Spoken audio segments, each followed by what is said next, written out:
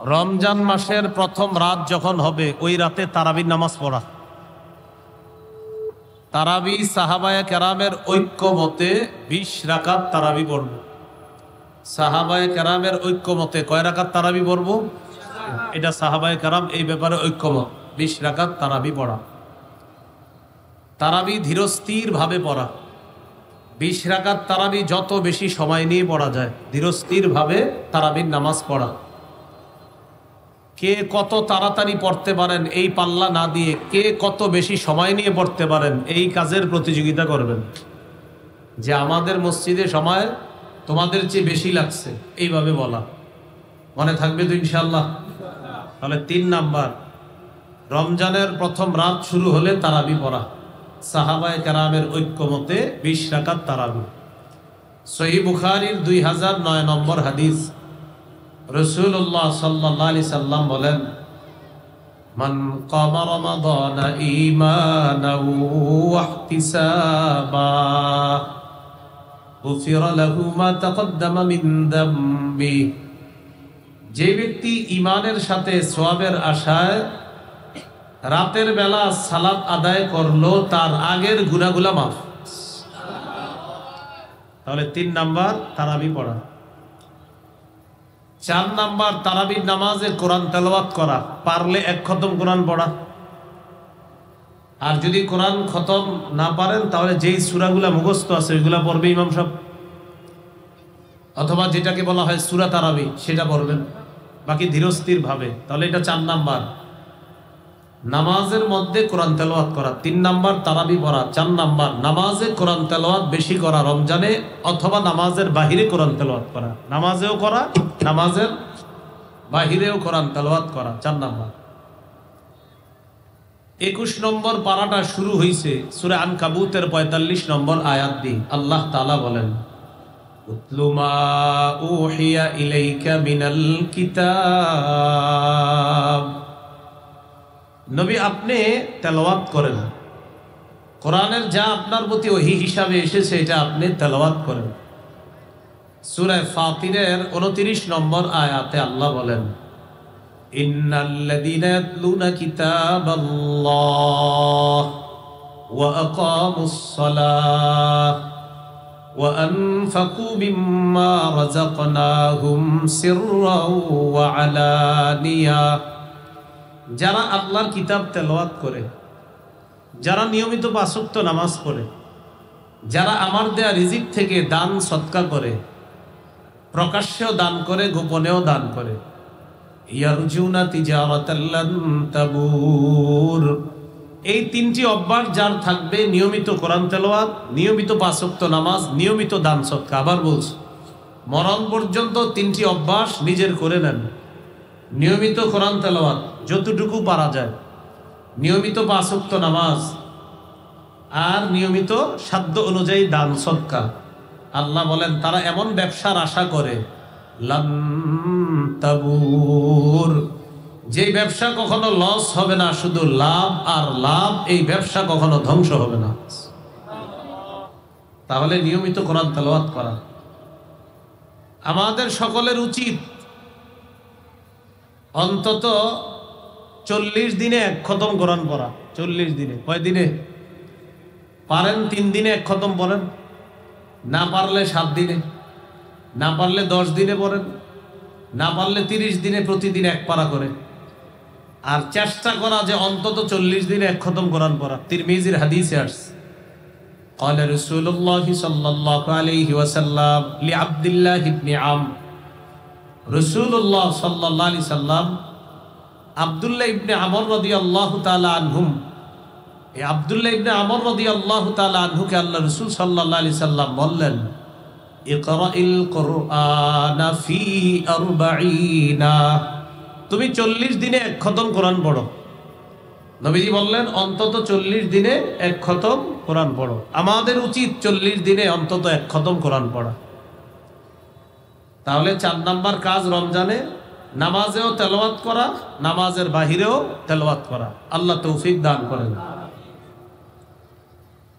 সহিহ মুসলিমের হাদিস, قال رسول الله صلى الله عليه وسلم اقرأوا القرآن নবীজি বলেন তোমরা কোরআন পড়ো, فإنه يأتي يوم القيامة شفيعا لأصحابه। কোরআন কিয়ামতের ময়দানে পাঠকের জন্য সুপারিশকারী হিসাবে উপস্থিত হবে। এজন্য আমাদের উচিত নিয়মিত কোরআন পড়া। রাসূলুল্লাহ সাল্লাল্লাহু আলাইহি সাল্লাম বলেন, আমি আপনি যখন মারা যাব, ইউতার রাজুলু ফি কবরিহি, আমাকে আপনাকে কবরে রাখা হবে। রাখার পর ইদা উতিয়া বিরাসিহি, ফেরেশতা আযাব নিয়ে আসবে মাথার কাছে, ফেরেশতা মাথার কাছ দিয়ে আযাব নিয়ে আসবে। ফাদাফাআতহু তিলাওয়াতুল কুরআন, মাথার কাছে আযাব আসলে কোরআন তেলাওয়াত বাধা দিবে আযাবকে। না না না, এখানে আসা যাবে না। মাথার কাছে আযাব আসলে কোরআন তেলাওয়াত ওই আযাবকে বাধা দিবে। ওয়া ইদা উতিয়া বিয়াদাইহি, মাথার কাছ দিয়ে আসতে না পাইরা এবার আসবে হাতের কাছ দিয়ে আযাব। দাফাআতহু সাদাকা, সদকা বাধা দিবে না, এখানে আসা যাবে না, এই হাত দিয়ে সে সদকা করছে। ওয়া ইদা উতিয়া বিরিজিলাইহি দাফাআহু মাশইয়ুহু ইলাস সালাহ আও ইলাল মসজিদ, এরপর আযাব আসবে পায়ের কাছ দিয়ে। মসজিদে হেঁটে যাওয়া আর আসা, এই হাঁটা, এই আসা যাওয়াটা, সে যে মসজিদে যাইতো নামাজ পড়তে, এই আগমন মসজিদ থেকে তার আসা যাওয়াটাই আযাবকে বাধা দিয়ে বলবে এই পা দিয়ে সে নামাজে গিয়েছে, এখানে আসার সুযোগ নাই, যাও। তাহলে মাথার কাছ দিয়ে আসলে তেলাওয়াত বাধা দিবে, হাতের কাছ দিয়ে আসলে সদকা বাধা দিবে, পায়ের কাছ দিয়ে আসলে নামাজে যে গিয়েছেন আপনি, এই হাঁটা আসা যাওয়াটা বাধা দিবে না। এই পা দিয়ে সে মসজিদে গিয়েছে, নামাজ পড়েছে, এখানে আসার কোনো সুযোগ নেই। করব তো তেলাওয়াত ইনশাআল্লাহ, আল্লাহ তৌফিক দান করেন। তো রাসূলুল্লাহ সাল্লাল্লাহু আলাইহি সাল্লাম আমরা সবচেয়ে বেশি ভালোবাসি, ঠিক না? আল্লাহ নবীকে, এরপরে আমরা সবচেয়ে বেশি ভালোবাসি আল্লাহকে, এরপর আল্লাহ রসুলকে, এরপর জিহাদকে আমরা সবচেয়ে বেশি ভালোবাসি। এখন আমরা কারা কারা চাই আল্লাহ এবং তার রসুল আমাদেরকে ভালোবাসুক? এটা কারা কারা চাই? কথাটা বুঝছেন? আমরা আল্লাহকে ভালোবাসি, ঠিক না? আমরা রসুলকে ভালোবাসি, ঠিক তো? আল্লাহ এবং আল্লাহ রসুল আমাদেরকে ভালোবাসুক সবাই চাই। ক্বালা রাসূলুল্লাহ সাল্লাল্লাহু আলাইহি ওয়াসাল্লাম, মান সাররাহু আন ইউহিব্বাহুল্লাহু ওয়া রাসূলুহু ফালইকরা ফিল মুসহাফ। কোন ব্যক্তি যদি চায় আল্লাহ এবং তার রসুল তাকে ভালোবাসুক, এই দেখেন, উনি চায় আল্লাহ এবং তার রসুল তাকে ভালোবাসুক, নবীজি বলেন ফালইকরা ফিল মুসহাফ, তাকে জানায় দাও সেজন্য কোরআন পড়ে। কোরআন বললে তাকে আল্লাহ ভালোবাসবে, আমি রসুলও তাকে ভালোবাসবো। কোরআন পড়া, আমরা আল্লাহকে ভালোবাসি, আমরা রসুলকে ভালোবাসি। এখন আমরা চাইতেছি আল্লাহ আর রসুলও আমাদেরকে ভালোবাসুক। নবী বলেন তুমি কোরআন পড়ো, তোমাকে আল্লাহ ভালোবাসবে, আমি নবীও তোমাকে ভালোবাসবো। তো রমজান মাসে 4 নাম্বার কাজ নামাজে কোরআন তেলাওয়াত করা বেশি বেশি, আবার নামাজের বাহিরেও কোরআন তেলাওয়াত করা। আল্লাহ তৌফিক দান করেন। সূরা বাকারার 189 নম্বর আয়াতে কারিমা তেলাওয়াত করেছি। এই আয়াতে আল্লাহ তাআলা বলেন, ইয়াসআলুনাকা আনিল আহিল্লাহ, নবী তারা আপনাকে নতুন চাঁদ সম্পর্কে জিজ্ঞাসা করে। নতুন চাঁদ, কুল হিয়া মাওয়াকিতু লিন-নাসি ওয়াল হজ, আপনি বলেন নতুন চাঁদ হলো মানুষের আমলের সময় নির্ধারণ করার জন্য, বিশেষ করে হজের সময় নির্ধারণ করার জন্য নতুন চাঁদ। আরবি কি মাস চলে? শাবান। এতদিন যা করছেন আজকে থেকে হিসাব রাখবেন আর কয়দিন আছে রমজানের। এই শাবান মাসের হিসাব রাখাটাও সুন্নত। শাবান মাস গুরুত্ব সহকারে গণনা করা সুন্নত, এটা আমরা মনে রাখবো। বলেন ইনশাআল্লাহ। আবু দাউদের হাদিস 2325 নম্বর হাদিস, আয়েশা সিদ্দিকা রাদিয়াল্লাহু তাআলা আনহার বর্ণনা, তিনি বলেন, কানা রাসূলুল্লাহ সাল্লাল্লাহু আলাইহি ওয়াসাল্লাম ইয়াতাহাফফাজু মিন শাবান মা লা ইয়াতাহাফফাজু মিন গায়রিহি। রাসূলুল্লাহ সাল্লাল্লাহু আলাইহি ওয়াসাল্লাম অন্যান্য মাসের চাইতে শাবান মাসের গুরুত্ব বেশি দিতেন গণনা করার ক্ষেত্রে। মানে অন্যান্য আরবি মাসগুলা গণতেন, শাবান মাসটা খুব গুরুত্ব সহকারে গণনা করতেন, শাবান মাস। তাহলে এখান থেকে একটা সুন্নত শিখলাম, শাবান মাস গণনা করা এটা সুন্নত। তাহলে আমরা গণনা করব। আর কয়দিন বাকি আছে রমজানের বলেন? হ্যাঁ হ্যাঁ, 1 তারিখে যদি রমজানের প্রথম রাত হয়, 1 তারিখে প্রথম রাত হলে তো হতে পারে আর কয়দিন বাকি আছে? আজকে কত তারিখ? 23 তারিখ। এই মাসের আছে আর কয়দিন? হ্যাঁ, 5 দিন। 28 তারিখে মাস শেষ। তাহলে আমরা বলতে পারি এইভাবে যে 5 দিন আর বাকি আছে। আগামীকাল বলবো আর 4 দিন বাকি, পরের দিন বলবো আর 3 দিন বাকি। এইভাবে শাবান মাস গুরুত্ব সহকারে এটার হিসাব রাখা সুন্নত। সুম্মা ইয়াসুমু লিরুইয়াতি রমাদান, এরপর রাসূলুল্লাহ সাল্লাল্লাহু আলাইহি সাল্লাম রমজানের চাঁদ দেখে রোজা রাখতেন। ফাইন গুম্মা আলাইহি আদ্দা সালাসিনা ইয়াউমা, আকাশ যদি মেঘাচ্ছন্ন হতো তাহলে 30 দিন গণনা করতেন। সুম্মা সামা, এরপর রাসূল সাল্লাল্লাহু আলাইহি সাল্লাম রোজা রাখতেন। এখন আমি যে কথাগুলো বলবো খুব মন দিয়ে শোনেন, সংক্ষেপে মনে রাখবেন। মৌলিক 18টা করণীয়। কয়টা মৌলিক? কয়টা করণীয়? 18টা। 1 নাম্বার করণীয় রমজানের চাঁদ দেখা, এটা আমাদের 1 নাম্বার করণীয়। সহিহ বুখারীর বর্ণনা 1909 নম্বর হাদিস, রাসূলুল্লাহ সাল্লাল্লাহু আলাইহি সাল্লাম বলেন, সুমু লিরুইয়াতিহি, তোমরা চাঁদ দেখে রোজা রাখো। ওয়া আফতিরু লিরুইয়াতিহি, চাঁদ দেখে ঈদ করো। তাহলে 1 নাম্বার কাজ পেয়ে গেলাম, চাঁদ দেখে রোজা রাখা। তাহলে আমরা চাঁদ তালাশ করব, এটা হলো 1 নাম্বার কাজ। 2 নাম্বার, চাঁদ দেখে দোয়া পড়ব, দোয়া। তিরমিজির হাদিস 3451 নম্বর হাদিস, তালহা রাদিয়াল্লাহু তাআলা আনহুর বর্ণনা, রাসূলুল্লাহ সাল্লাল্লাহু আলাইহি সাল্লাম যখন নতুন চাঁদ দেখতেন তখন এই দোয়াটা পড়তেন। চলেন আমরাও পড়ি, আল্লাহুম্মা আহিল্লাহু আলাইনা বিল ইউমনি ওয়াল ঈমান ওয়াস সালামাতি ওয়াল ইসলাম রব্বি ওয়া রব্বুকাল্লাহ। এ হলো 2 নাম্বার করণীয়। 1 নাম্বার চাঁদ দেখা, 2 নাম্বার চাঁদ দেখে দোয়া পড়া। 3 নাম্বার, রমজান মাসের প্রথম রাত যখন হবে ওই রাতে তারাবির নামাজ পড়া। তারাবি সাহাবায়ে কেরামের ঐক্যমতে 20 রাকাত তারাবি পড়ব। সাহাবায়ে কেরামের ঐক্যমতে কয় রাকাত তারাবি পড়ব? এটা সাহাবায়ে কেরাম এই ব্যাপারে ঐক্যমত, 20 রাকাত তারাবি পড়া। তারাবি ধীরস্থির ভাবে পড়া। 20 রাকাত তারাবি যত বেশি সময় নিয়ে পড়া যায়, ধীরস্থির ভাবে তারাবির নামাজ পড়া। কে কত তাড়াতাড়ি পড়তে পারেন এই পাল্লা না দিয়ে কে কত বেশি সময় নিয়ে পড়তে পারেন এই কাজের প্রতিযোগিতা করবেন, যে আমাদের মসজিদে সময় তোমাদের চেয়ে বেশি লাগছে, এইভাবে বলা। মনে থাকবে তো ইনশাআল্লাহ? তাহলে 3 নাম্বার, রমজানের প্রথম রাত শুরু হলে তারাবি পড়া। সাহাবায়ে কেরামের ঐক্যমতে 20 রাকাত তারাবি। সহিহ বুখারীর 2009 নম্বর হাদিস, রাসূলুল্লাহ সাল্লাল্লাহু আলাইহি সাল্লাম বলেন, মান কামা রমাদানা ঈমানাও ওয়া ইহতিসাবা গুফিরা লাহু মা তাকদ্দামা মিন যামবি। যে ব্যক্তি ঈমানের সাথে সওয়াবের আশায় রাতের বেলা সালাত আদায় করলো তার আগের গুনাহগুলো মাফ। তাহলে 3 নাম্বার তারাবি পড়া। 4 নাম্বার, তারাবির নামাজে কোরআন তেলাওয়াত করা, পারলে 1 খতম কোরআন পড়া।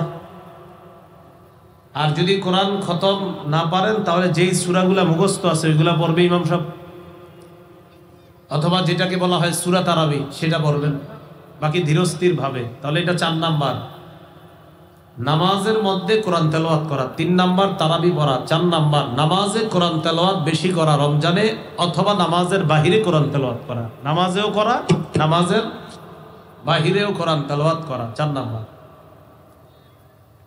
21 নম্বর পারাটা শুরু হয়েছে সূরা আনকাবুতের 45 নম্বর আয়াত দিয়ে। আল্লাহ তাআলা বলেন, উতলু মা উহিয়া ইলাইকা মিনাল কিতাব, নবী আপনি তেলাওয়াত করেন, কোরআনের যা আপনার প্রতি ওহী হিসাবে এসেছে এটা আপনি তেলাওয়াত করেন। সূরা ফাতিরের 29 নম্বর আয়াতে আল্লাহ বলেন, ইন্নাল্লাযীনা ইয়াতলুনা কিতাবাল্লাহ ওয়া আকামুস সালাহ ওয়া আনফাকু মিম্মা রাযাকনাহুম সিররাও ওয়া আলানিয়া, যারা আল্লাহর কিতাব তেলাওয়াত করে, যারা নিয়মিত 5 ওয়াক্ত নামাজ পড়ে, যারা আমার দেয়া রিজিক থেকে দান সদকা করে, প্রকাশ্যেও দান করে, গোপনেও দান করে, ইয়ারজুনা তিজারাতাল লান তাবুর, এই 3টি অভ্যাস যার থাকবে, নিয়মিত কোরআন তেলাওয়াত, নিয়মিত 5 ওয়াক্ত নামাজ, নিয়মিত দান সদকা। আবার বলছি, মরণ পর্যন্ত 3টি অভ্যাস নিজের করে নেন। নিয়মিত কোরআন তেলাওয়াত যতটুকু পারা যায়, নিয়মিত 5 ওয়াক্ত নামাজ, আর নিয়মিত সাধ্য অনুযায়ী দান সদকা। আল্লাহ বলেন তারা এমন ব্যবসার আশা করে, লান তাবুর, যে ব্যবসা কখনো লস হবে না, শুধু লাভ আর লাভ, এই ব্যবসা কখনো ধ্বংস হবে না। তাহলে নিয়মিত কোরআন তেলাওয়াত করা আমাদের সকলের উচিত। অন্তত 40 দিনে 1 খতম কোরআন পড়া। 40 দিনে, কয় দিনে পারেন? 3 দিনে 1 খতম পড়েন, না পারলে 7 দিনে, না পারলে 10 দিনে পড়েন, না পারলে 30 দিনে প্রতিদিন 1 পারা করে। আর চেষ্টা করা যে অন্তত 40 দিনে 1 খতম কোরআন পড়া। তিরমিজির হাদিসে আসছে, قال رسول الله صلى الله عليه وسلم لعبد الله بن عمرو, রাসূলুল্লাহ সাল্লাল্লাহু আলাইহি সাল্লাম আব্দুল্লাহ ইবনে আমর রাদিয়াল্লাহু তাআলা আনহুম, এই আব্দুল্লাহ ইবনে আমর রাদিয়াল্লাহু তাআলা আনহুকে আল্লাহ রাসূল সাল্লাল্লাহু আলাইহি সাল্লাম বললেন, ইকরাইল কুরআনা ফি 40, তুমি 40 দিনে 1 খতম কোরআন পড়ো। নবীজি বললেন অন্তত 40 দিনে 1 খতম কোরআন পড়ো। আমাদের উচিত 40 দিনে অন্তত 1 খতম কোরআন পড়া। তাহলে 4 নাম্বার কাজ রমজানে নামাজেও তেলাওয়াত করা, নামাজের বাহিরেও তেলাওয়াত করা। আল্লাহ তৌফিক দান করেন। সহিহ মুসলিমের হাদিস, قال رسول الله صلى الله عليه وسلم اقرأوا القرآن, নবীজি বলেন তোমরা কোরআন পড়ো, فإنه يأتي يوم القيامة شفيعا لأصحابه, কোরআন কিয়ামতের ময়দানে পাঠকের জন্য সুপারিশকারী হিসাবে উপস্থিত হবে। এই জন্য আমাদের উচিত নিয়মিত কোরআন পড়া। রাসূলুল্লাহ সাল্লাল্লাহু আলাইহি সাল্লাম বলেন, আমি আপনি যখন মারা যাব, ইউতার রাজুলু ফি কবরিহি, আমাকে আপনাকে কবরে রাখা হবে। রাখার পর ইদা উতিয়া বিরাসিহি, ফেরেশতা আযাব নিয়ে আসবে মাথার কাছে, ফেরেশতা মাথার কাছ দিয়ে আযাব নিয়ে আসবে। ফাদাফাআতহু তিলাওয়াতুল কুরআন, মাথার কাছে আযাব আসলে কোরআন তেলাওয়াত বাধা দিবে আযাবকে। না না না, এখানে আসা যাবে না। মাথার কাছে আযাব আসলে কোরআন তেলাওয়াত ওই আযাবকে বাধা দিবে। ওয়া ইদা উতিয়া বিয়াদাইহি, মাথার কাছ দিয়ে আসতে না পাইরা এবার আসবে হাতের কাছ দিয়ে আযাব। দাফাআতহু সাদাকা, সদকা বাধা দিবে না, এখানে আসা যাবে না, এই হাত দিয়ে সে সদকা করছে। ওয়া ইদা উতিয়া বিরিজিলাইহি দাফাহু মাশিয়ুহু ইলাস সালাহ আও ইলাল মসজিদ, এরপর আযাব আসবে পায়ের কাছ দিয়ে। মসজিদে হেঁটে যাওয়া আর আসা, এই হাঁটা, এই আসা যাওয়াটা, সে যে মসজিদে যাইতো নামাজ পড়তে, এই আগমন মসজিদ থেকে তার আসা যাওয়াটাই আযাবকে বাধা দিয়ে বলবে এই পা দিয়ে সে নামাজে গিয়েছে, এখানে আসার সুযোগ নাই, যাও। তাহলে মাথার কাছ দিয়ে আসলে তেলাওয়াত বাধা দিবে, হাতের কাজ দিয়ে আসলে সদকা বাধা দিবে, পায়ের কাজ দিয়ে আসলে নামাজে যে গিয়েছেন আপনি এই হাঁটা আসা যাওয়াটা বাধা দিবে না। এই পা দিয়ে সে মসজিদে গিয়েছে, নামাজ পড়েছে, এখানে আসার কোনো সুযোগ নেই। করব তো তেলাওয়াত ইনশাআল্লাহ, আল্লাহ তৌফিক দান করেন। তো রাসূলুল্লাহ সাল্লাল্লাহু আলাইহি সাল্লাম আমরা সবচেয়ে বেশি ভালোবাসি, ঠিক না? আল্লাহ নবীকে, এরপরে আমরা সবচেয়ে বেশি ভালোবাসি আল্লাহকে, এরপর আল্লাহ রসুলকে, এরপর জিহাদকে আমরা সবচেয়ে বেশি ভালোবাসি। এখন আমরা কারা কারা চাই আল্লাহ এবং তার রসুল আমাদেরকে ভালোবাসুক? এটা কারা কারা চাই? কথাটা বুঝছেন? আমরা আল্লাহকে ভালোবাসি, ঠিক না? আমরা রসুলকে ভালোবাসি, ঠিক তো? আল্লাহ এবং আল্লাহ রসুল আমাদেরকে ভালোবাসুক সবাই চাই। ক্বালা রাসূলুল্লাহ সাল্লাল্লাহু আলাইহি ওয়াসাল্লাম মান সাররাহু আন ইউহিব্বাহুল্লাহু ওয়া রাসূলুহু ফালইকরা ফিল মুসহাফ। কোন ব্যক্তি যদি চায় আল্লাহ এবং তার রসুল তাকে ভালোবাসুক, এই দেখেন উনি চায় আল্লাহ এবং তার রসুল তাকে ভালোবাসুক, নবীজি বলেন ফালইকরা ফিল মুসহাফ, তাকে জানায় দাও সেজন্য কোরআন পড়ে। কোরআন বললে তাকে আল্লাহ ভালোবাসবে, আমি রসুলও তাকে ভালোবাসবো। কোরআন পড়া। আমরা আল্লাহকে ভালোবাসি, আমরা রসুলকে ভালোবাসি। এখন আমরা চাইতেছি আল্লাহ আর রসুলও আমাদেরকে ভালোবাসুক। নবী বলেন তুমি কোরআন পড়ো, তোমাকে আল্লাহ ভালোবাসবে, আমি নবীও তোমাকে ভালোবাসবো। তো রমজান মাসে 4 নাম্বার কাজ নামাজে কোরআন তেলাওয়াত করা বেশি বেশি, আবার নামাজের বাহিরেও কোরআন তেলাওয়াত করা। আল্লাহ তৌফিক দান করেন। কোরআন পড়ার সময় একটু সুন্দরভাবে কোরআন পড়ার চেষ্টা করব। কিভাবে? সুন্দরভাবে। আমার আগে বয়ান করছে মুফতি আরিফ জব্বার কাছে, কোরআন তেলাওয়াত খুব সুন্দর ওনার, আরো অনেকে এরকম সুন্দর কোরআন তেলাওয়াত করতে পারে। কোরআন তেলাওয়াত সুন্দরভাবে করলে আল্লাহ তাআলা তার তেলাওয়াতটা বিশেষ রহমত দিয়ে শুনে। সহিহ মুসলিমের বর্ণনা যে নবী যখন কোরআন তেলাওয়াত করে, হাদিসে আসছে নবী যখন ইয়াতাগান্না বিল কোরআন, সুন্দরভাবে সুললিত কণ্ঠে যখন কোরআন তেলাওয়াত করে, আল্লাহ বিশেষ দয়া রহমত নিয়ে তার তেলাওয়াত শুনতে থাকে। قال رسول الله صلى الله عليه وسلم زينوا القرآن بأصواتكم। নাসাইর হাদিস 1015 নম্বর হাদিস। নবীজি বলেন জাইয়িনুল কোরআন, তোমরা কোরআনকে সুন্দর করো, বিআসওয়াতিকুম, তোমাদের কণ্ঠের সাহায্যে। এর মানে তোমরা সুললিত কণ্ঠে কোরআন তেলাওয়াত করো। সুবহানাল্লাহ। তোমরা কোরআনকে সুন্দর করো কণ্ঠের সাহায্যে, আওয়াজের মাধ্যমে। উদ্দেশ্য হলো সুললিত কণ্ঠে তোমরা কোরআন পড়ো। তাহলে একটু সুন্দরভাবে কোরআন পড়বো তো ইনশাআল্লাহ। এবার বলেন ধীরস্থির ভাবে কোরআন পড়বো। বলেন কিভাবে কোরআন পড়বো? ধীরস্থির ভাবে পড়বো। আল্লাহ তাআলা বলেন সূরা মুজাম্মিলের মধ্যে ওয়ারাত্তিলিল কুরআনা তারতিলা। নবী আপনি ধীরে ধীরে কোরআন পড়েন, আপনি ধীরে ধীরে কোরআন পড়েন। তারাবিতে যে হাফেজ সাহেবরা কোরআন তেলাওয়াত করবে, তারা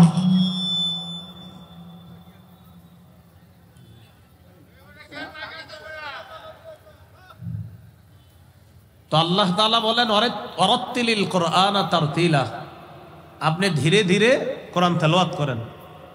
আমরা মুসল্লি যারা থাকবো হাফেজ সাহেবদেরকে আমরা উৎসাহ দিব এইভাবে, হুজুর আপনি ধীরস্থির ভাবে পড়েন, সমস্যা নাই, আপনি যত বেশি নামাজে দাঁড়াবেন আমরাও তৈরি আছি ইনশাআল্লাহ।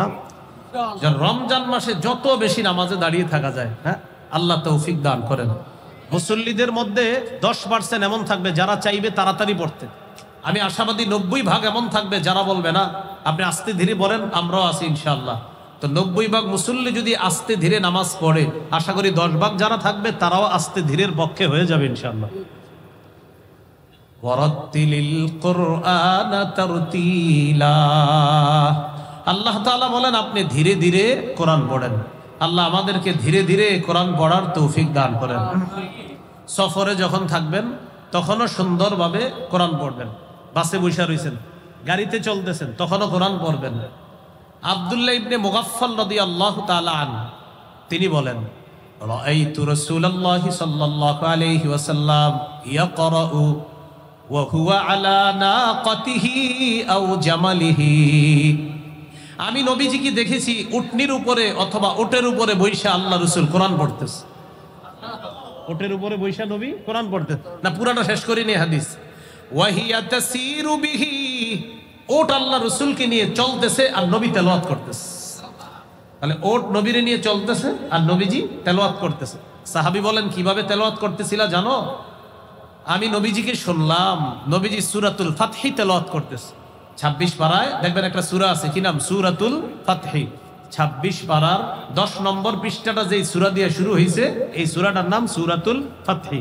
আমি নবীজিকে শুনলাম নবী সূরায় ফাত তেলাওয়াত করতেছে। জানো কিভাবে? ওয়া হুয়া ইউরাজ্জিউ, নবী ছন্দময় করে খুব সুন্দর আওয়াজে প্রাণবন্ত করে তেলাওয়াত করতেছিলেন আর ওট নবীকে নিয়ে চলতেছিল।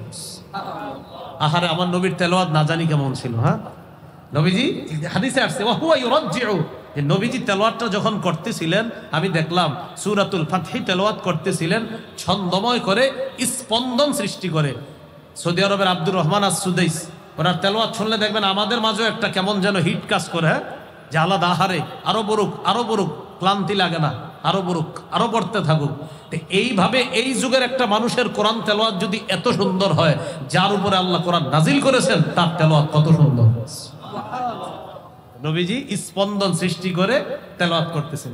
আমাদের বাংলাদেশের ওই হাফেজ সালেহ আহমদ তাকরিম, হ্যাঁ, কি অসাধারণ তেলাওয়াত, সুবহানাল্লাহ। তেলাওয়াত যখন করে আপনার কোনো ক্লান্তি আসবে না, আপনার মনে হবে এত তাড়াতাড়ি কেন শেষ করলো, এটা মনে হবে আপনার। তো আমরা সুন্দরভাবে কোরআন পড়ার চেষ্টা করব, বলেন ইনশাআল্লাহ।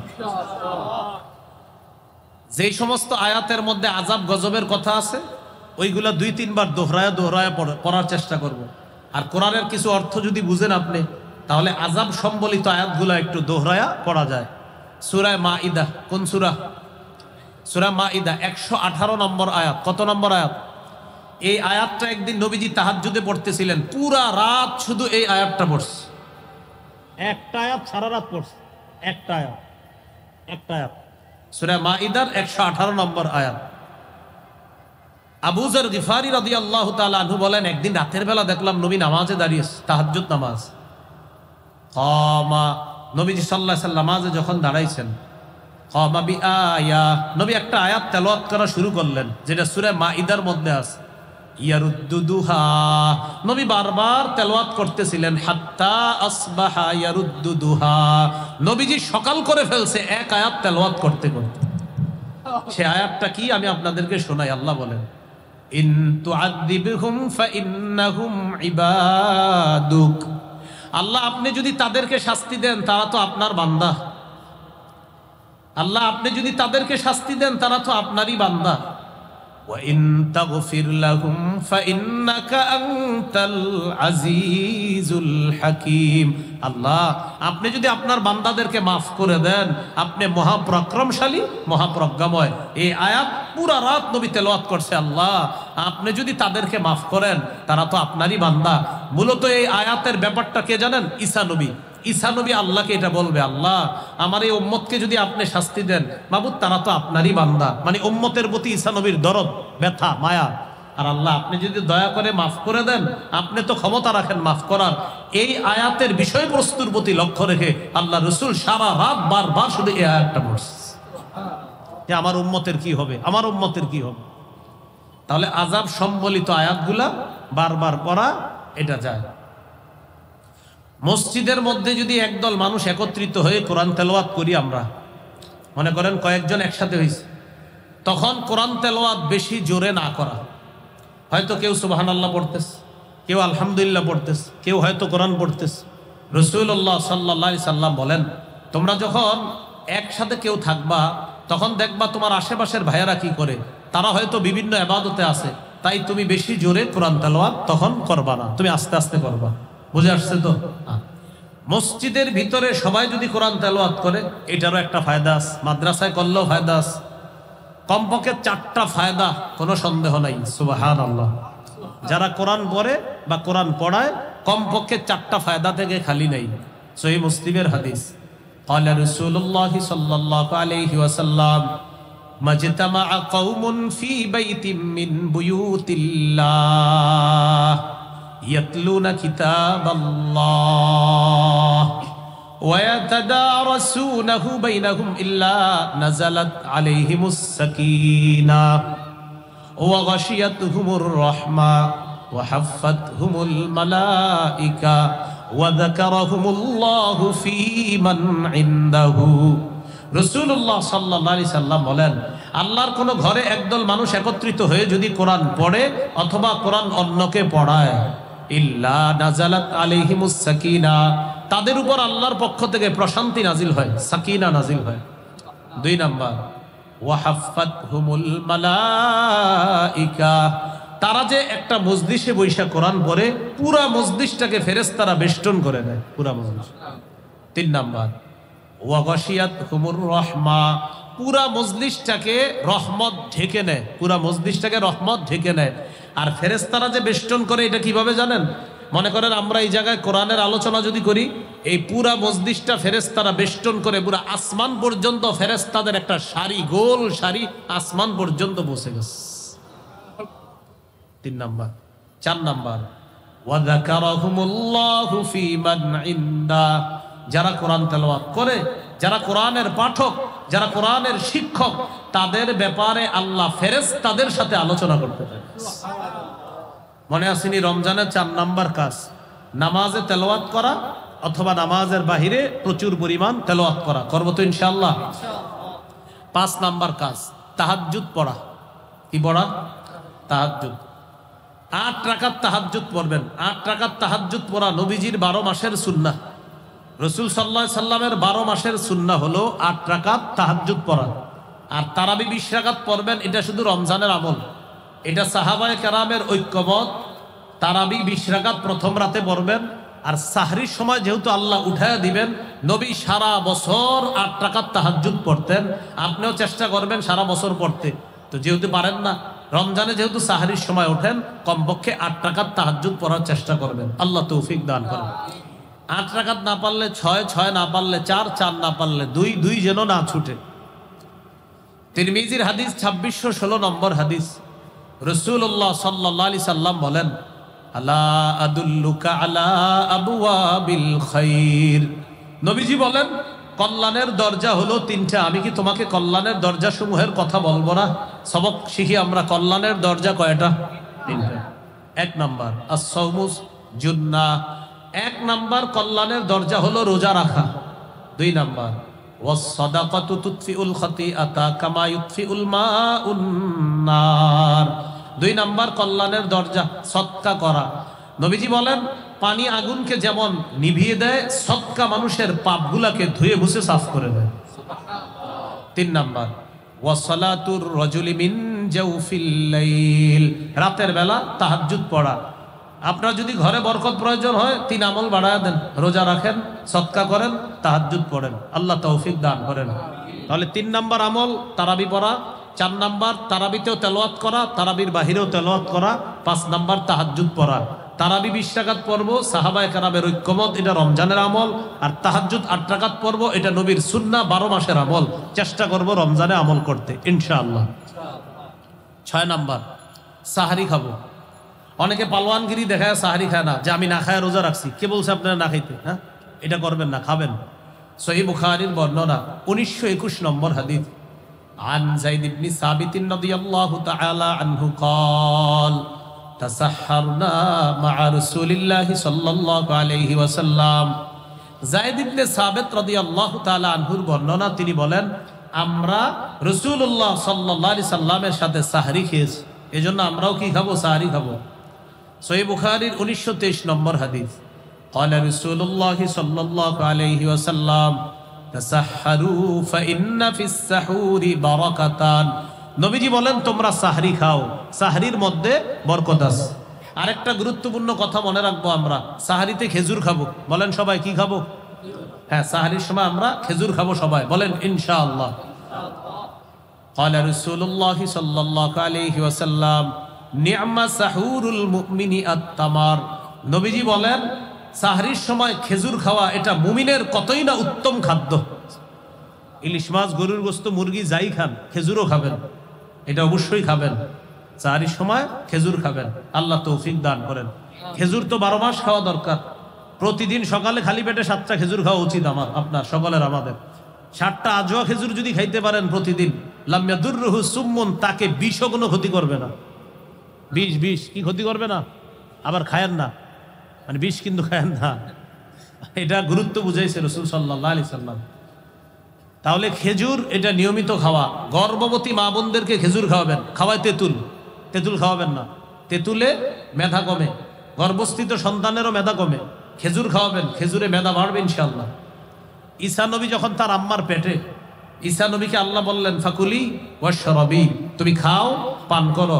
খাবে কি? খেজুর খাও, পান করবা ঝর্ণার পানি পান করবা। খেজুর গাছের নিচে বসা ছিল।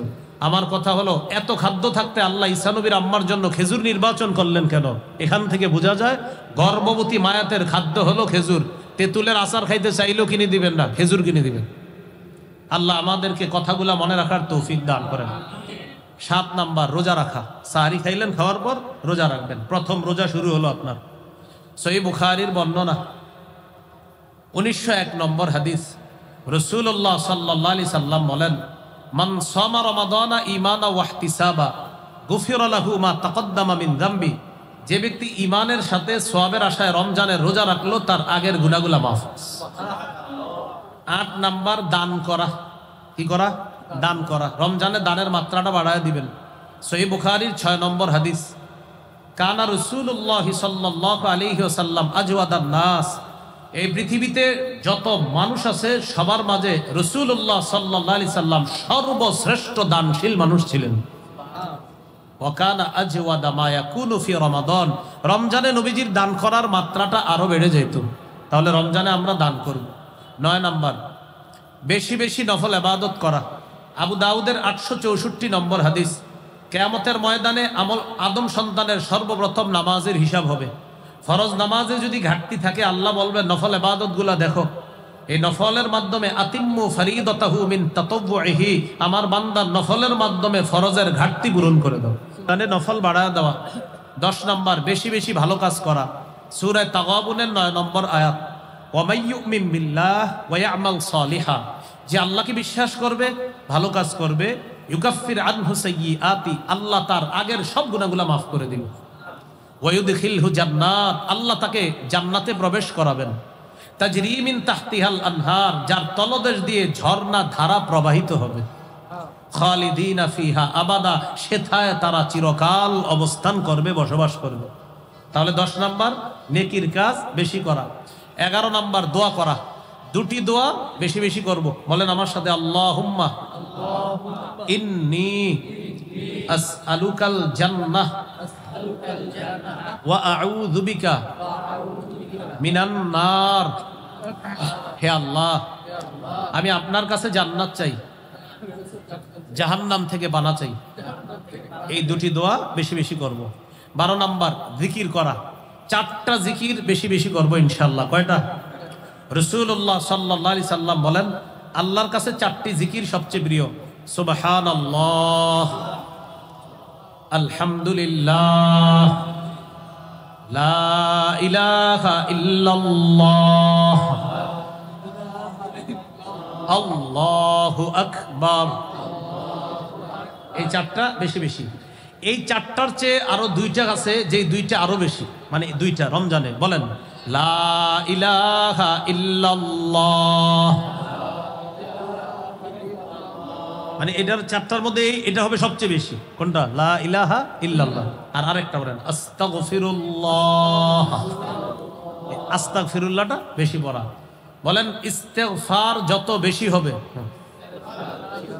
গুনাহ তত বেশি ঝরবে। তাহলে ইস্তেগফার বেশি বেশি পড়া। তাহলে 12 নাম্বার জিকির করা, 13 নাম্বার ইফতার করা, 14 নাম্বার ইফতার করানো, 13 ইফতার করা, 14 ইফতার করানো। অনেক ফজিলত, করানোর মধ্যে অনেক ফজিলত। 15 নাম্বার ইফতারের সময় দোয়া করা। তিরমিজির 3598 নম্বর হাদিস। এই হাদিসে আসছে 3 ব্যক্তির দোয়া ফেরত দেওয়া হয় না। 1 নাম্বার আস-সাইমু হাত্তা ইফতিরা, রোজাদার যখন দোয়া করে তার দোয়া ফেরত দেওয়া হয় না। 2 নাম্বার ওয়াল ইমামুল আদিল, ন্যায়পরায়ণ পুরুষ শাসকের দোয়া ফেরত দেওয়া হয় না। 3 নাম্বার ওয়া দাওয়াতুল মাজলুম, মাজলুমের দোয়া ফেরত দেওয়া হয় না। তাহলে 13 ইফতার করা, 14 ইফতার করানো, 15 ইফতারের সময় দোয়া করা, 16 শেষ দশকে ইতিকাফ করা। সহিহ বুখারীর 2033 নম্বর হাদিস, কানা রাসূলুল্লাহ সাল্লাল্লাহু আলাইহি সাল্লাম ইয়াতাকিফু ফিল আশরিল আওয়াখির মিন রমাদান। নবী রমজানের শেষ দশকে ইতিকাফ করতেন। 17 নম্বর লাইলাতুল কদর তালাশ করা। সূরা কদরের 3 নম্বর আয়াত, লাইলাতুল কদরি খায়রুম মিন আলফি শাহ, কদরের রাত 1000 মাসের চাইতে উত্তম। রাসূলুল্লাহ সাল্লাল্লাহু আলাইহি সাল্লাম বলেন, মাইয়াকুম লাইলাতুল কদরি ঈমানা ওয়া ইহতিসাবা, যে ব্যক্তি ঈমানের সাথে এবং সওয়াবের আশায় লাইলাতুল কদর জাগ্রত হবে, তার আগের গুনাহগুলো মাফ করে দেওয়া হবে। 18 নাম্বার সদকাতুল ফিতির আদায় করা। আলেমদের সাথে পরামর্শ করে সদকাতুল ফিতিরটা আমরা আদায় করে দিব। সংক্ষেপে 18টা কথা বললাম, আমরা মনে রাখবো ইনশাআল্লাহ।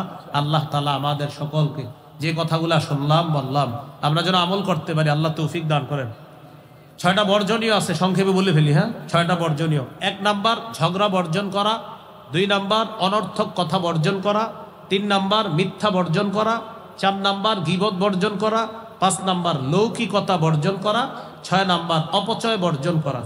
1 নাম্বার ঝগড়া বর্জন করা, 2 নাম্বার অনর্থক কথা বর্জন করা, 3 নাম্বার মিথ্যা বর্জন করা, 4 নাম্বার গীবত বর্জন করা, 5 নাম্বার লৌকিকতা বর্জন করা, 6 নাম্বার আপনার অপচয় বর্জন করা। অপচয় করা যাবে না। এই 6টা সংক্ষিপ্ত কথা। আরো ইনশাআল্লাহ দেখ কোথাও কোথাও পেয়ে যাবেন আলোচনায়। 6টার বিস্তারিত পাবেন আর ওই 18টারও বিস্তারিত পাবেন। এখানে আমরা সংক্ষেপে জানলাম। আল্লাহ আমাদের সকলকে যে কথাগুলা শুনলাম বললাম আমল এবং বর্জনগুলা বর্জন করার তৌফিক দান করেন।